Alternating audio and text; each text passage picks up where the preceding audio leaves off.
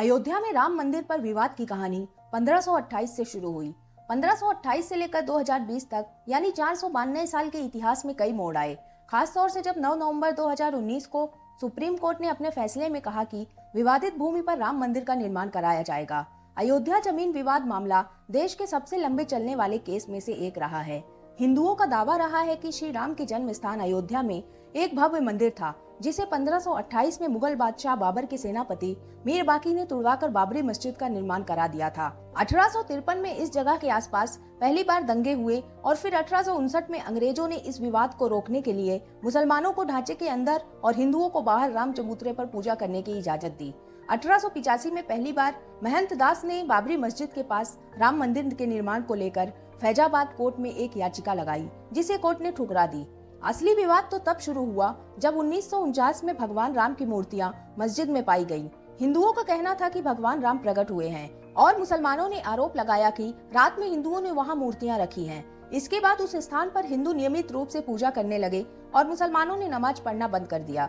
उत्तर प्रदेश सरकार ने मस्जिद से मूर्तियां हटाने का आदेश दिया, लेकिन दंगों के भड़कने के डर से मूर्तियां वहां से नहीं हटाई गईं और सरकार ने इसे विवादित ढांचा मानकर इसमें ताला लगवा दिया। 16 जनवरी 1950 को गोपाल सिंह विशारद ने फैजाबाद कोर्ट में एक अर्जी दाखिल की और रामलला की पूजा अर्चना की इजाजत मांगी। 1959 में निर्मोही अखाड़ा ने भी मुकदमा दायर किया। 18 दिसंबर 1961 को उत्तर प्रदेश सुन्नी वक्फ बोर्ड ने भी बाबरी मस्जिद के मालिकाना हक के लिए मुकदमा दायर किया। साल 1984 में विश्व हिंदू परिषद ने विवादित ढांचे की जगह मंदिर बनवाने के लिए अभियान शुरू किया और एक कमेटी बनाई। भारतीय जनता पार्टी ने भी विश्व हिंदू परिषद का समर्थन किया और बीजेपी के अध्यक्ष लाल कृष्ण आडवाणी ने गुजरात के सोमनाथ से उत्तर के अयोध्या तक रथ यात्रा निकाली और इसके बाद देश भर में सांप्रदायिक दंगे हुए और लाल कृष्ण आडवाणी को बिहार में गिरफ्तार भी कर लिया गया। अक्टूबर 1991 में उत्तर प्रदेश सरकार ने बाबरी मस्जिद के आसपास की 2.77 एकड़ जमीन को अपने अधिकार में ले लिया, जिसके बाद 6 दिसंबर 1992 को हजारों की संख्या में कार सेवकों ने अयोध्या पहुंचकर विवादित ढांचे को गिरा दिया और देश भर में सांप्रदायिक दंगे भड़क गए, जिसमें 2000 से ज्यादा लोग मारे गए। साल 2002 में प्रधानमंत्री अटल बिहारी वाजपेयी ने इस विवाद को सुलझाने के लिए अपने ऑफिस में एक अयोध्या विभाग भी शुरू किया।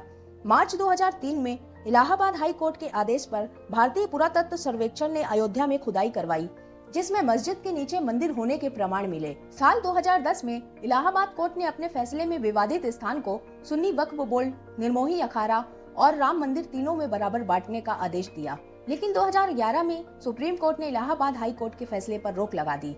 साल 2017 में सुप्रीम कोर्ट ने आपसी सहमति से विवाद सुलझाने की बात कही और बाबरी मस्जिद गिराए जाने के मामले में लाल कृष्ण आडवाणी समेत बीजेपी और आरएसएस के कई नेताओं के खिलाफ आपराधिक केस चलाने का आदेश दिया और आखिरकार 40 दिनों की सुनवाई के बाद तमाम सबूतों को देखते हुए 9 नवंबर 2019 को सुप्रीम कोर्ट के चीफ जस्टिस रंजन गोगोई की अगुवाई में 5 जजों की बेंच ने अपना फैसला सुनाया और 2.77 एकड़ विवादित जमीन हिंदू पक्ष को मिली और मस्जिद बनवाने के लिए अलग से 5 एकड़ जमीन मुहैया कराने का आदेश दिया गया। यह ऐतिहासिक फैसला देते हुए सुप्रीम कोर्ट ने उन सिख ग्रंथों को भी अहम सबूत माना, जिनके मुताबिक सिख धर्म के संस्थापक गुरु नानक देव जी आक्रमणकारी बाबर के भारत में आने से पहले ही भगवान राम की जन्मभूमि के दर्शन के लिए अयोध्या गए थे।